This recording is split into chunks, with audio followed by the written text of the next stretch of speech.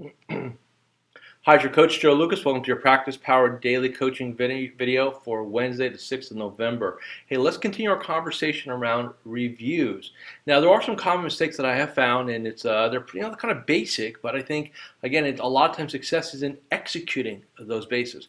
First off, is what's the schedule? Quite frankly, a lot of you, it's a haphazard process.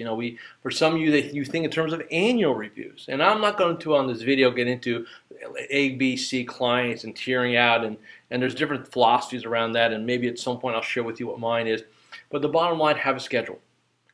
Just like your dentist, in most cases it's 6 months, right? So let's just work on that scenario. So if a client comes in for a review, or it's done over the phone, or done with a go-to meeting, or Skype, whatever we're doing, right?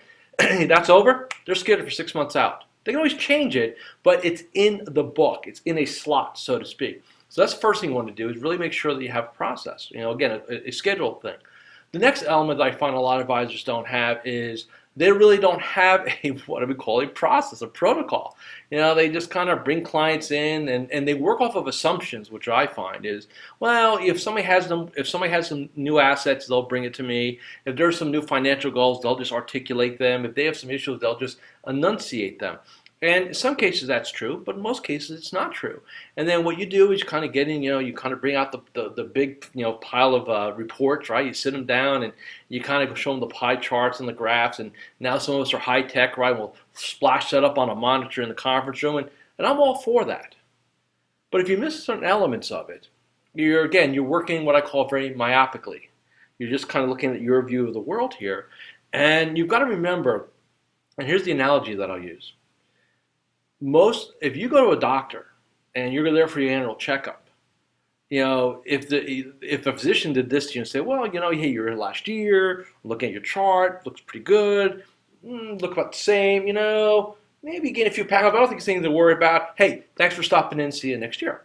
You'd go run and find yourself another doctor. But yet, a lot of advisors do exactly that. You kind of work myopically, you work on assumptions, you don't run any protocols, and then the client walks out and they say, okay, I got information that I really need to come here for that. And by the way, that's one of the bigger mistakes advisors make is they make it inconvenient. Our industry, by the way, as much as our society, right, is built on convenience and fast food and get it now and delivery and all this jazz, we operate in 1980. We want to drag clients to our office and we want to sit them down. Why? Because we want to show them how important we are to them and justify the fees we charge them. It's an absolutely backwards model. And in my opinion, antique, obsolete, and unsustainable. It's going to be about technology. It's going to be about convenience. You take an entrepreneur, an executive, a professional, somebody like me who's just absolutely driving results each and every day. You're not going to get me to see you. You can Skype me. You can go to meeting me. You can send me a PDF and get me on the phone. I'm not going to drive down to your office, and I really don't want you to come to my office, take an hour to an hour and a half of my time just so you can feel good about the fees you charge me. So keep that in mind as we run through this process. It's about adding value. It's not about fee justification. So tomorrow, Thursday, I will share with you just a basic outline of maybe 5 or 6 different elements of a great review process.